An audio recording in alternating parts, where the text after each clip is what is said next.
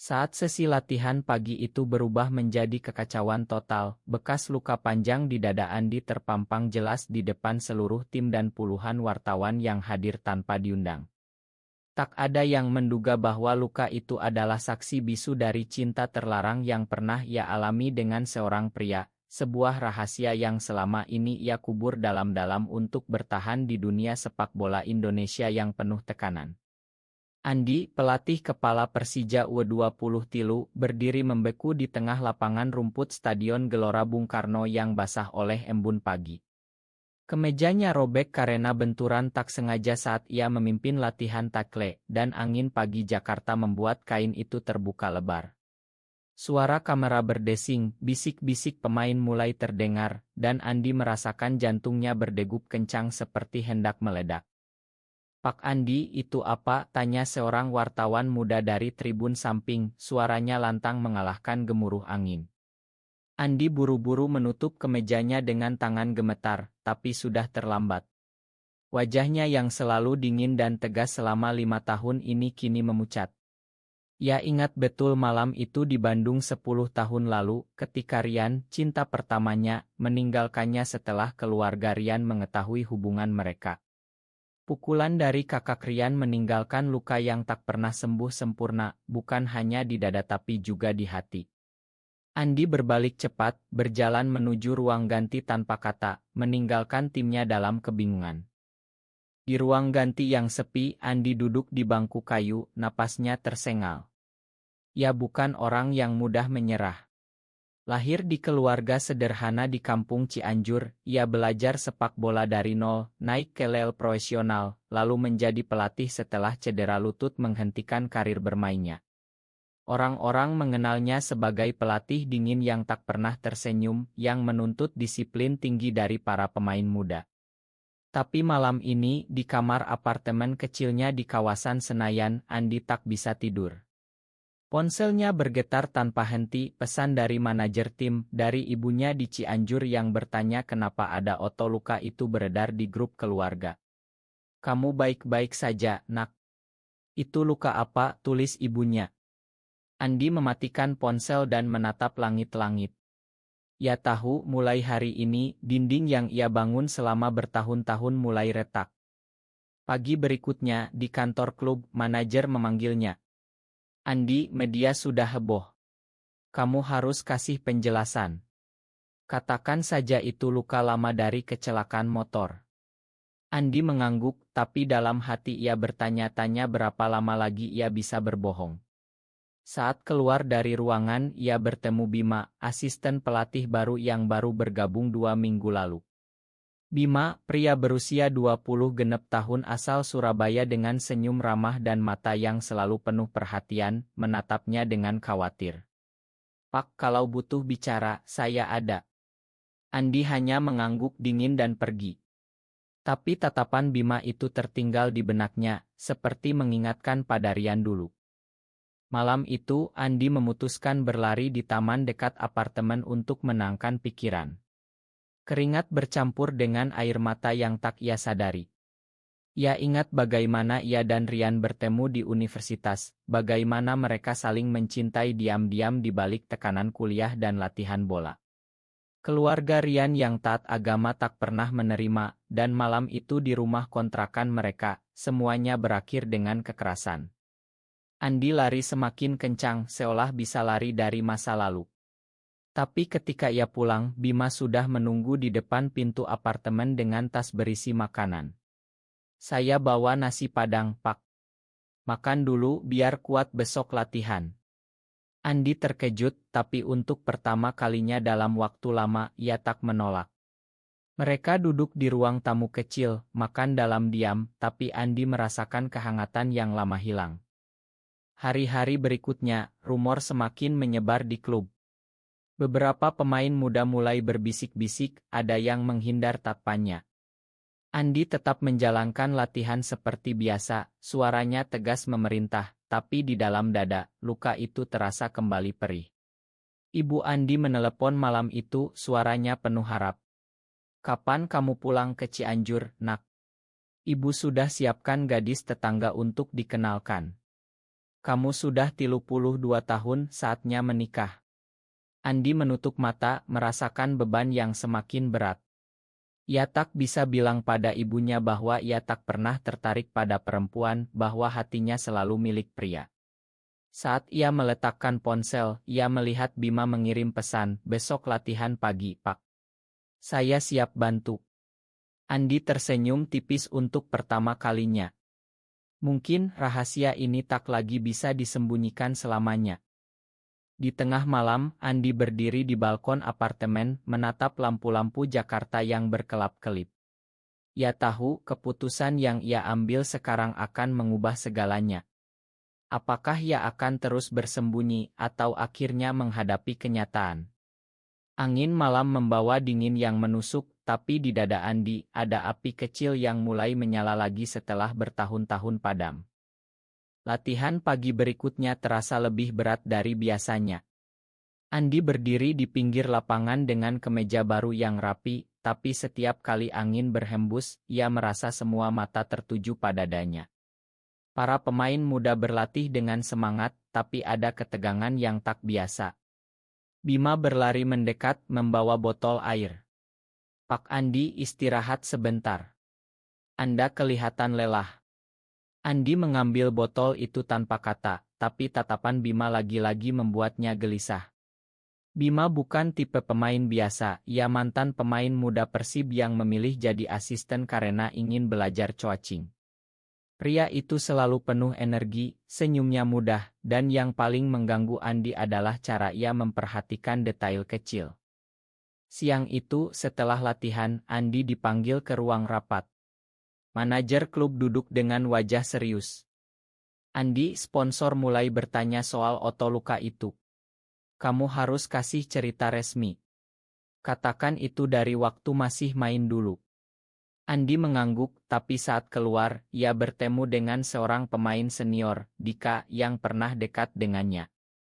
Dika menatapnya curiga. "Pak, kalau ada yang mau diceritain, saya siap dengar.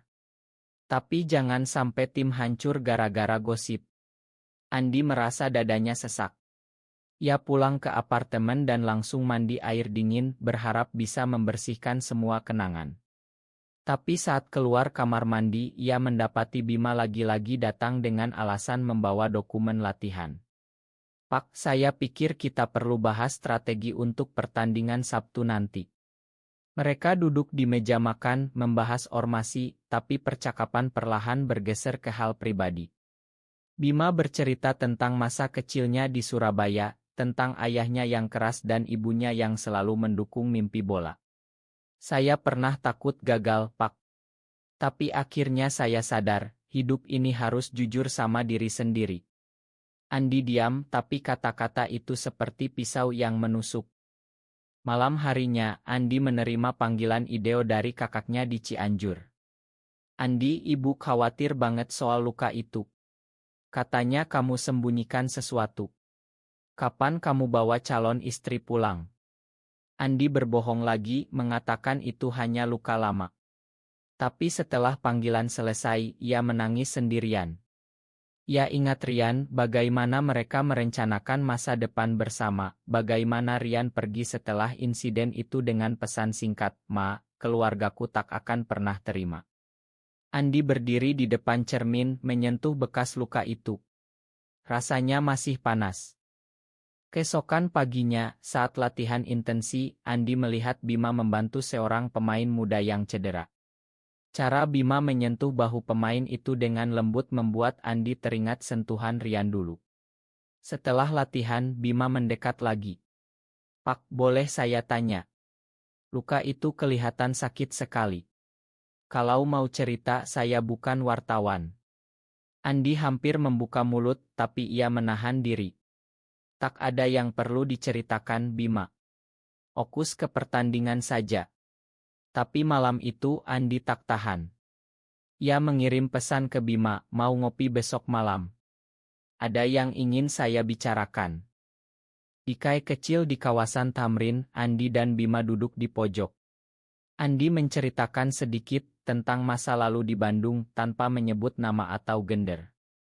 Bima mendengar dengan sabar, matanya tak pernah lepas dari wajah Andi. Pak, saya tahu rasanya sendirian di tengah dunia yang tak mengerti. Tapi percaya deh, ada orang yang siap terima kita apa adanya. Andi merasa beban sedikit ringan, tapi saat mereka pulang, Dika menelepon. Pak, ada Oto Anda sama Bima di Kai. Tim mulai ngomong aneh-aneh. Andi mematikan ponsel, merasa dunia mulai mengepung. Di apartemen, ia memeluk lutut, bertanya-tanya apakah ia sudah terlalu jauh. Tapi pagi berikutnya, saat melihat Bima tersenyum di lapangan, ia tahu hatinya mulai bergerak lagi. Cinta itu, yang ia kira sudah mati, mulai tumbuh pelan di tengah badai yang mendekat. Pertandingan Sabtu melawan tim Real berlangsung sengit. Andi berdiri di pinggir lapangan, suaranya menggelegar memerintah pemain. Tim menang 2-1, tapi di ruang ganti, suasana tak meriah. Dika mendekati Andi. Pak, saya dengar dari teman media. Mereka bilang luka itu bukan kecelakaan. Ada yang bilang Anda punya rahasia aneh. Andi menatap Dika tajam. Rahasia apa? Kerjakan tugasmu saja. Tapi kata-kata itu menggema di kepalanya sepanjang malam. Di rumah, ibunya menelepon lagi, kali ini dengan suara menangis. Nak, tolong jujur sama ibu. Ada yang bilang kamu tak normal. Ibu tak mau kamu sendirian selamanya. Andi tak bisa jawab. Ya hanya bilang ji ibu, Andi baik-baik saja. Bima datang lagi ke apartemen malam itu membawa es krim sebagai alasan. Pak, pertandingan tadi hebat. Tapi Anda kelihatan tegang. Mereka bicara panjang dan kali ini Andi menceritakan lebih banyak. Tentang Rian, tentang malam kekerasan itu, tentang bagaimana ia memilih menjadi pelatih dingin agar tak ada yang mendekat. Bima mendengar tanpa menghakimi. Pak Andi, saya juga pernah merasakan hal yang sama. Di Surabaya, saya kehilangan teman karena saya jujur dengan siapa saya. Andi terkejut tapi juga lega. Untuk pertama kalinya, ia merasa tak sendirian. Tangan mereka hampir bersentuhan di meja, tapi Andi menarik diri. Ini tak boleh, Bima. Klub, keluarga, masyarakat semuanya akan hancur. Hari Senin, berita mulai menyebar di media sosial. Oto luka Andi beredar dengan caption spekulatif. Manajer klub marah. Andi, kamu harus klarifikasi di konferensi pers besok. Katakan itu luka operasi. Andi setuju, tapi malam sebelum konferensi, ia dan Bima bertemu di taman dekat stadion. Di bawah lampu taman yang redup, Bima memegang tangan Andi. Pak, jangan takut. Saya ada di sini. Andi merasa hangat yang lama hilang kembali, tapi ia juga takut. Keesokan paginya di konferensi pers, Andi berdiri di depan mikron, suaranya mantap tapi hati berantakan. Luka ini dari kecelakaan lama. Tak ada yang perlu dikhawatirkan. Wartawan tak puas, tapi Andi lolos. Setelah itu, Bima menunggu di mobil. Mereka pulang bersama, dan di dalam mobil, Andi akhirnya menangis. Saya capek bohong, Bima. Tapi saya takut kehilangan segalanya. Bima memeluknya pelan. Kita hadapi bersama. Tapi saat mereka sampai apartemen, kakak Andi sudah menunggu di depan pintu. Andi, ibu sakit karena gosip ini. Pulanglah ke Cianjur sekarang juga. Andi merasa dunia runtuh. Malam itu, ia dan Bima duduk di lantai, bicara tentang masa depan. Andi mulai sadar, ia tak bisa terus lari.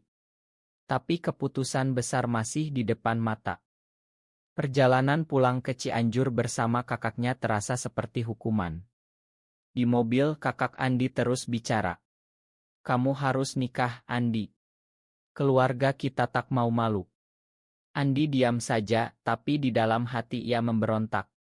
Di rumah kampung, ibunya memeluknya erat. Nak, ibu dengar banyak hal. Tapi ibu yakin kamu baik. Andi tak berani cerita. Malam itu, ia bertemu teman lama dari masa sekolah, dan rumor sudah sampai ke sana. Ia merasa terkepung. Sementara itu Bima menelepon setiap malam. Pak, tim kangen Anda. Saya juga.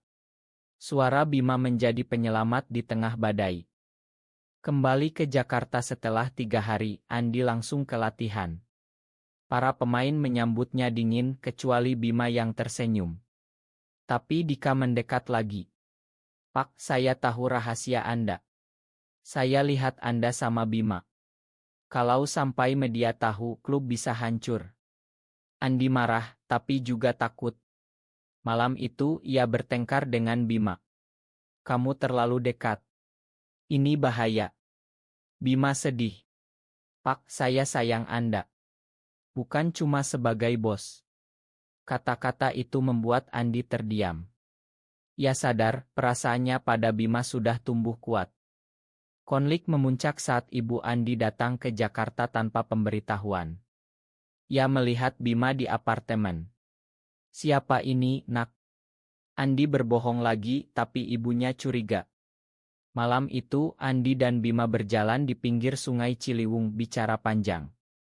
Bima bilang, saya siap tunggu sampai Anda siap. Andi memegang tangan Bima erat. Tapi pagi berikutnya, Dika menyebarkan rumor ke media. Oto Andi dan Bima beredar lagi. Manajer memanggil Andi. Kamu harus cuti, Andi. Sampai isu ini reda. Andi merasa dunia ambruk. Ia pulang dan Bima sudah menunggu. Mereka berpelukan lama, tanpa kata. Andi akhirnya mengaku pada diri sendiri ia mencintai Bima. Tapi harga yang harus dibayar terlalu mahal. Cuti paksa membuat Andi semakin tertekan. Ia menghabiskan hari di apartemen menghindari telepon dari keluarga. Bima datang setiap hari membawa makanan dan dukungan. Suatu malam mereka berbicara tentang masa depan. Kalau kita bersama, apa yang akan terjadi dengan karir saya? Tanya Andi. Bima menjawab lembut, kita bisa pindah ke kota lain atau bahkan luar negeri. Tapi yang penting kita jujur. Andi ragu. Ia ingat Rian yang pergi karena tekanan. Tak mau kehilangan Bima, ia memutuskan mengambil risiko. Keesokan harinya, Andi memanggil Dika ke apartemen. Kamu sudah tahu. Sekarang tolong jangan sebarkan lagi. Dika malah marah. Pak, ini tak benar. Tim tak butuh pelatih seperti ini. Pertengkaran terjadi dan Andi merasa dikhianati oleh orang yang ia anggap teman. Bima datang tepat waktu untuk melerai. Malam itu Andi dan Bima duduk di balkon menatap kota.